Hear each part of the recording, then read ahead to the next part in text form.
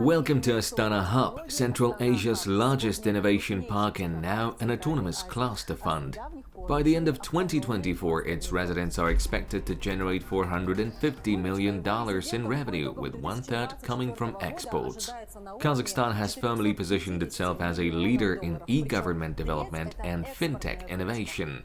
The country is home to a thriving community of IT entrepreneurs, and Astana Hub alone boasts 1,500 residents. But the story wasn't always this impressive. Things looked very different when the idea of a state-supported tech park was first introduced. Astana Hub is the vision of Magzhan Madiyev, who turned it into a reality. I am Uliana Ashimova, and you're watching The Profile, a program for Silkway TV channel about how our lives are evolving and the people driving those changes. No other sector in the country has the potential for that kind of growth. Alright, it's time to bring back personal income tax, corporate tax, and everything else. We also have a venture fund that can provide more substantial investments. And how is the venture fund financed? There's also a startup graveyard out there. Over the past year, we've excluded more than 200 companies. What for?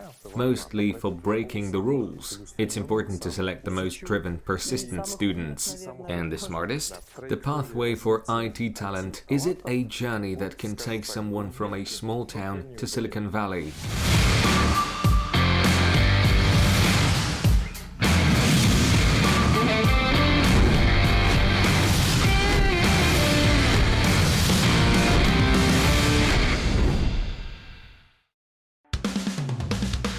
Magzhan Madiyev is an IT entrepreneur, the founder and CEO of Astana Hub. He's been leading the tech park since 2020.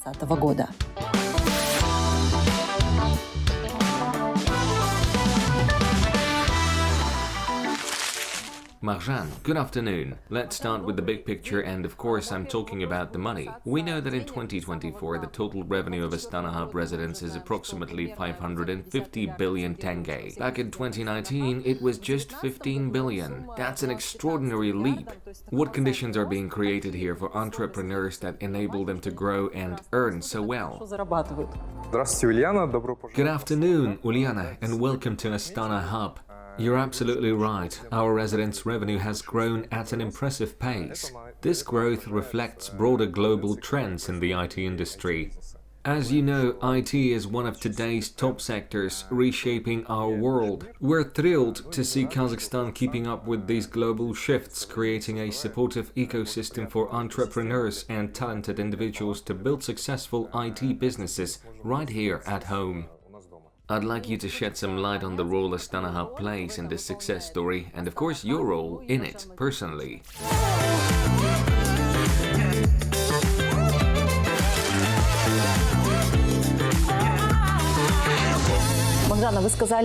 Magzhan, you've said before that Astana Hub is much more than just an office or a physical space. Right now we're on the floor where your team works, not the residents. So when you say Astana Hub is more than just an office, what exactly do you mean? What is it? In simple terms, Astana Hub is a pathway for IT talent, a journey that can take someone from a small town to Silicon Valley. We currently have 17 regional hubs across the country where we run programs, events, training courses, and business initiatives. When someone shows real potential and achieves impressive results in these programs, we invite them here. Once they're here, they might, for example, join the Google for Startups Accelerator. If they continue to perform well, we send them to Silicon Valley, where they have access to everything they need: housing, workspace, training, and even investors to fund their ideas.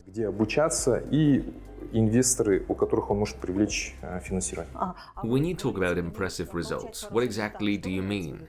Are we talking purely financial success, or is it more about their long-term potential? Because with startups, it's not just about where they are now, but where they could go in the future, right? That's exactly it. So how do you figure out if a startup has that potential? There are a lot of factors, but the key one is we focus on what we call traction. Essentially, traction is all about progress. This is where things can get tricky because startup founders often paint an incredibly bright future in their presentations. But if there's no real progress behind the vision, no one's going to buy it. That's why investors, and we as an institution, always look at traction first. Those are concrete steps they've taken. Have they built a prototype? Do they have users testing it? Are those users happy? Do they keep coming back? Have they launched a product? Are they generating revenue? Have they secured any investments? That is the combination of tangible progress that defines traction. Have they put together a strong team? If we see real traction, and within a limited time frame, I assume. Acceleration programs are always time-sensitive and goal-oriented. They usually last 3 to 4 months, and we measure traction every single week. You keep mentioning the term ecosystem. What exactly do you mean by that? Sure, tax incentives are clear, they make a big difference. And educational programs are great. But when it comes to developing IT entrepreneurship, what does the term ecosystem really encompass? Take our Google for Startups Accelerator, for example. Entrepreneurs from 7 different countries come here to take part. We provide them with housing and living arrangements. For 3 months, they're essentially living under one roof. Where do they stay? Just nearby, in a residential complex.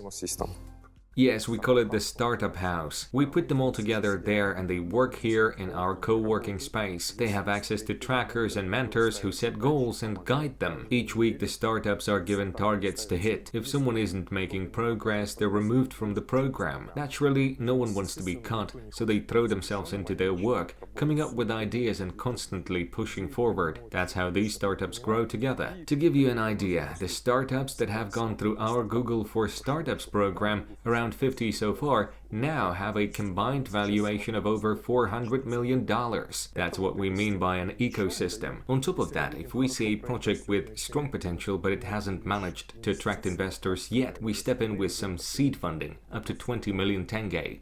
That's not a huge amount though. It's not, and that's by design. We intentionally keep it modest at this stage. But we also have a venture fund that can provide more substantial investments when needed. And how is the venture fund financed? We take 1% of the revenue from all our residents. Yes, I've heard about that. Essentially, the larger companies that are making significant profits contribute their 1% share. And with that funding, we're able to nurture the next wave of startups. So it's a self-sustaining system. Exactly. The ecosystem feeds itself. That's our goal as a development institution, to keep fostering new generations of IT professionals and startups.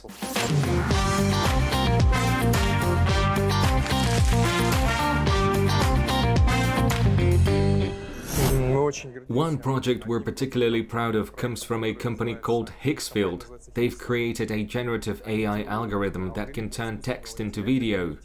For instance, it's a game changer for marketers. Or imagine AI generating endless TV series. That's exactly what their technology can do. Do you have other examples? Of course, take this. When you drive to the airport and pass through the barrier, have you noticed you don't get a ticket anymore? Yes, it just opens automatically.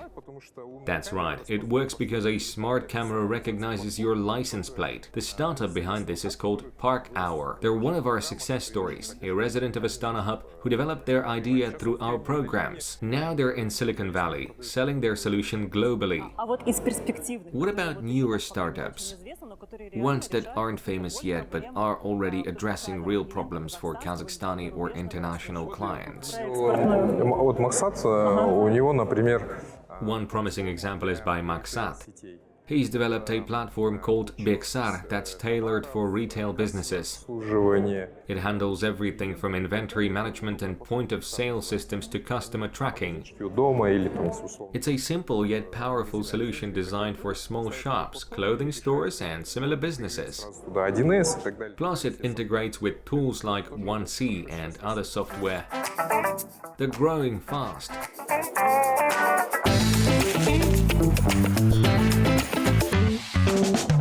Venture capital investors really value Astana Hub. We're not a commercial organization. We focus on developing the ecosystem and the industry as a whole. What we do is give private investors better odds of success while keeping their costs down. Where did these investors come from? Most are from Kazakhstan, but we also attract international investors. For example, there's a Sturgeon Capital from the UK and Quest Ventures from Singapore. Unfortunately, there aren't as many foreign investors as we'd like just yet, but their numbers are steadily increasing. So, how does someone become a resident of Astana Hub? Do they need a fully established project, or can they still be in the early stages? They just need to be registered as a legal entity that's actively doing business. The process is simple. You apply online, everything is digital and completely transparent. The most important part is submitting a strong business plan. After that, a panel of experts reviews it to assess its potential and level of innovation. If it meets the criteria, you're in. Who's on this expert panel? Are you part of it? No, I'm not. We've set it up to be completely independent and balanced. The panel includes experts in IT, entrepreneurship and related fields.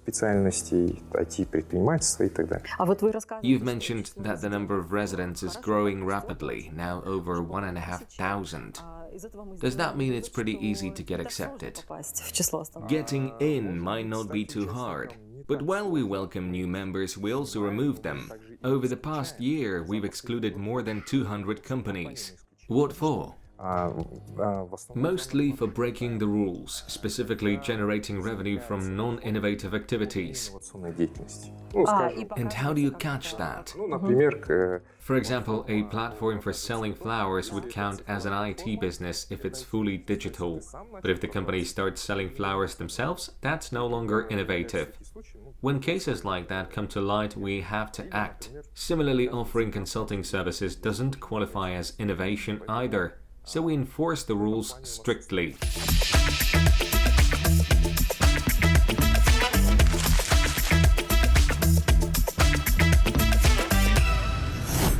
Magzhan, from the very beginning, Astana Hub residents haven't been required to pay taxes, and foreign companies are even exempt from social taxes. It's fascinating. Why is this approach appealing to the government? In developed countries, governments pour billions of dollars into fostering innovation and digital transformation. But in developing countries, a different strategy often works better, offering tax incentives. That's the route we took. Think about Silicon Valley. Its early growth was heavily fueled by large military contracts, huge sums even by the standards of that time. If you look at global examples like Singapore, Israel or France, state investment in innovation is always massive. Here in Kazakhstan, we chose not to spend big amount of money from the national budget. Instead, we've made use of the fantastic infrastructure built for the expo, 22,000 square meters of space, and the government has supported us with tax incentives. When people suggest it must have been difficult for the Ministry of Finance to approve tax exemptions for so many companies, I always share this story. Back when we were setting up Astana Hub, it was the opposite. The Ministry of Finance asked, why should we even bother changing the tax code for you? Who would benefit from these incentives? At the time, there were hardly any IT companies, maybe a few dozen that made up a tiny fraction of the economy. So exempting them from taxes wasn't a tough decision because there weren't significant tax revenues coming from them in the first place. Fast forward to today, our residents are generating over $1 billion in revenue.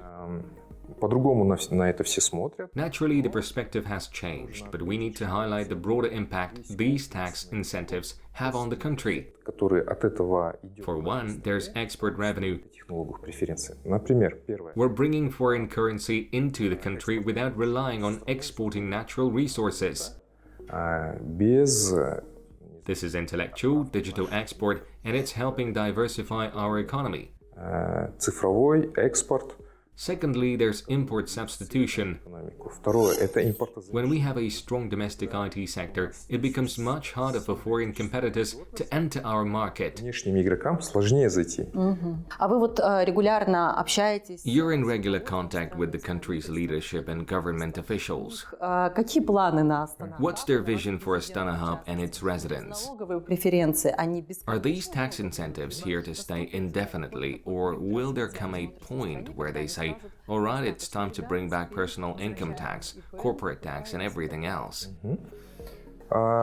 As it stands, the tax incentives are set to last until 2029. So there's a definite end date. Были запланированы на 10 лет. Yes, they were originally planned for a 10-year period.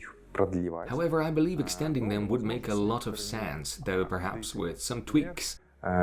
For example, in the future, it might be more strategic to focus these incentives on companies earning the majority of their revenue from international markets rather than domestically. То есть так мы хотим That way, we can encourage IT businesses to target export markets. Back in 2020, Kazakhstan's IT exports were only around $30 to $35 million. Now, when we talk about reaching $1 billion by 2026, that's a 33-fold increase. No other sector in the country has the potential for that kind of exponential growth. в нашей стране. IT stands out because it's highly scalable and incredibly adaptable. Как раз в том, что To give you an idea, we ended 2023 with $530 million in export revenue from IT sector alone. достигли 530. That's a major milestone, but there's still a lot of room to grow. И это на самом деле The president has set the goal of hitting $1 billion, and we're committed to making it happen. мы над этим работаем. А вот чтобы было To help understand the bigger picture, what does the balance look like? How much are we currently spending on importing IT products? That's a great question. It's safe to say the figure is in the billions of dollars. So even if we hit $1 billion in exports, we're still not covering the cost of imports. Пока нет. Not yet. But this is a rapidly evolving space. Take artificial intelligence. It's unlocking entirely new possibilities. Instead of trying to replicate existing products like search engines or messaging apps, we should focus on creating something entirely new. The global market is constantly demanding fresh, innovative solutions, and we're positioning ourselves to meet that demand.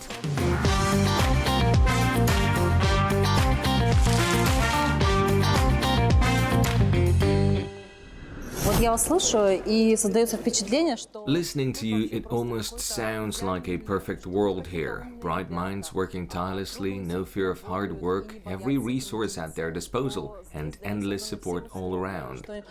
кругом вас все Is that just the surface? обманчивое впечатление. Is this a polished facade, or are there real struggles behind the scene beyond just working hard? Много. Да, это очень хороший вопрос. That's a really good question. When it comes to startups, every single one of them has to go through the so-called valley of death. И там минимум It's a brutal phase. At least 9 out of 10 startups don't survive. для кого-то целый драм. For those involved, it's often heartbreaking. People lose money, time, and don't achieve their goals. И так далее. Но But it's part of the process. Life is competitive, and the race for success is relentless. конкуренция это постоянно. From our perspective, we look at it on a microeconomic scale. We support thousands of entrepreneurial ventures, which means we see hundreds of success stories. But there's also a startup graveyard out there, and that makes the picture far less idyllic. Кладбище стартапов. И тогда уже не все. How do you personally handle it when a startup you believed in doesn't succeed? Поверили, не смог. Я на самом To be honest, I've learned to approach it the way a doctor does. When a startup founder comes to me and says, I want to build a marketplace or a messaging app, I'll often say, you're likely heading straight to the startup graveyard на кладбище стартапов. because of the competition. Да, я смотрю, Exactly. After years of seeing thousands of projects, you develop a sharp sense for what will work and what won't. на это смотрю очень хладно. It's not about being cold-hearted, it's just experience. But here's the thing, a failed startup isn't the end of the world. Now, if you build a factory that turned out to be a financial failure, that's a massive problem because it involves huge capital expenditures. When a startup fails, the losses are usually limited to salaries, marketing costs, and maybe office rent. It's not as devastating. Plus, what they gain is priceless – experience. I didn't launch a successful startup until my 4th attempt. That's why I believe failure is part of the process. Sometimes you need to fail once, twice, maybe even 3 times before you create something truly successful. Are there challenges you face in your work at Astana Hub? Anything standing in the way of making it even more successful? Like any organization, we face plenty of challenges. We're not unique in that sense. But if we're talking about the bigger industry issues, there are 2 main obstacles: a shortage of skilled professionals and a lack of venture capital investments. These are the 2 big hurdles.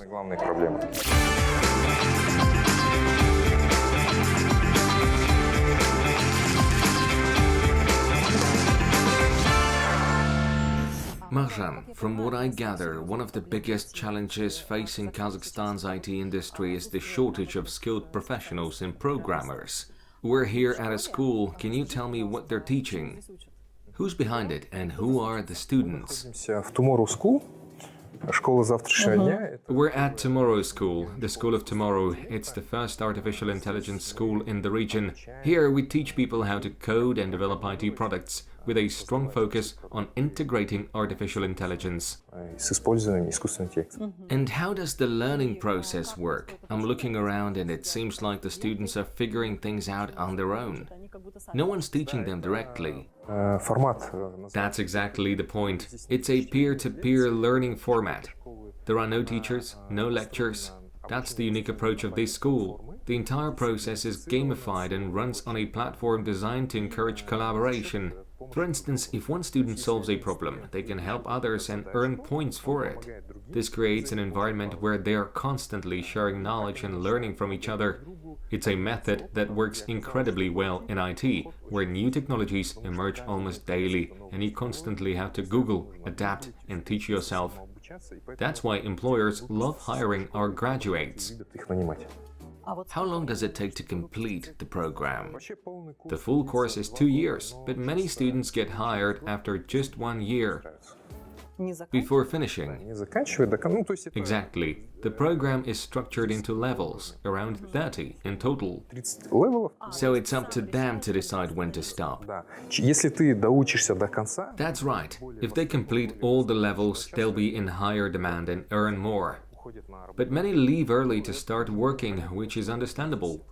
Most of the students are adults. The average age is 27. Some have families or children to support. That's one of the unique aspects of this school. How do students get admitted? Сначала идет онлайн-тестирование в виде игр на память и логику. Они очень, кстати, очень сложные. It starts with online testing, games designed to test memory and logic. And let me tell you, they're tough. Even I barely managed to pass them. Those who do well are invited to the pool, which is essentially a month-long exam. It's intense and demanding, but it's designed to select the most driven, persistent. And the smartest? Absolutely, the smartest too. We need students who can thrive in the peer-to-peer system, where they're constantly helping each other. How many are in the pool right now? At the moment, there are 180 participants. They were chosen from about 2,000 applicants. These are the ones who passed those tough games you mentioned. So out of 180, how many will make it through the pool? I'd estimate maybe 50 at best. Those who succeed will officially join the main program.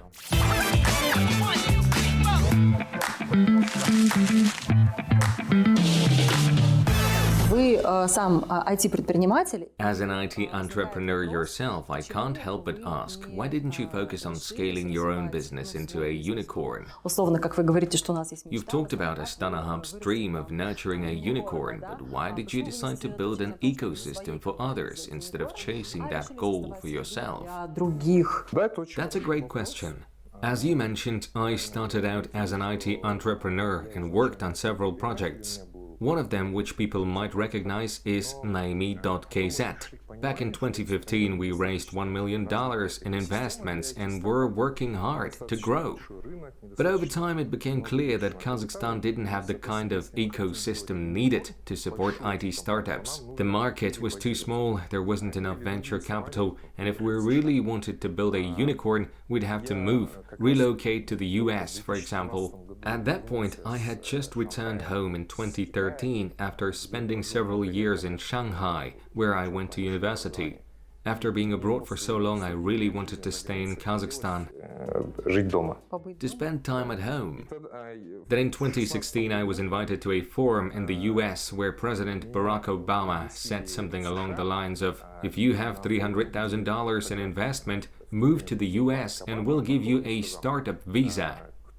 At that time, we had already raised $1 million, so the opportunity was there.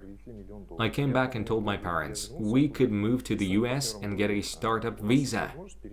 We debated it for a long time, but around the same time there was growing interest in supporting local IT entrepreneurs and startups. From the government. Yes. How did you sense that interest? We were invited to a meeting with the Prime Minister. Who else was there? Много было айтишников. Quite a few from the IT community. Arman Suleymenov, Pavel Koktyshev, Konstantin Gorozhankin, Ramil Mukharyapov, and others. И так далее. I have been posting on Facebook about how advanced the innovation ecosystem was in Silicon Valley.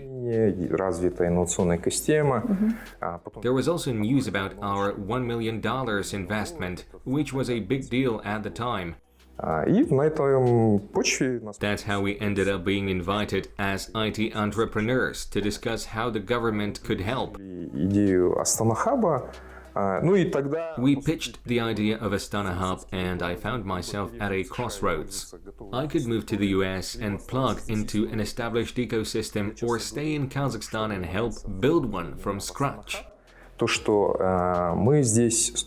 What excites me about working at Astana Hub is that we're creating opportunities to engage with big tech, companies like Google, Apple, and now OpenAI, while staying right here at home. Дома, не переезжая никуда.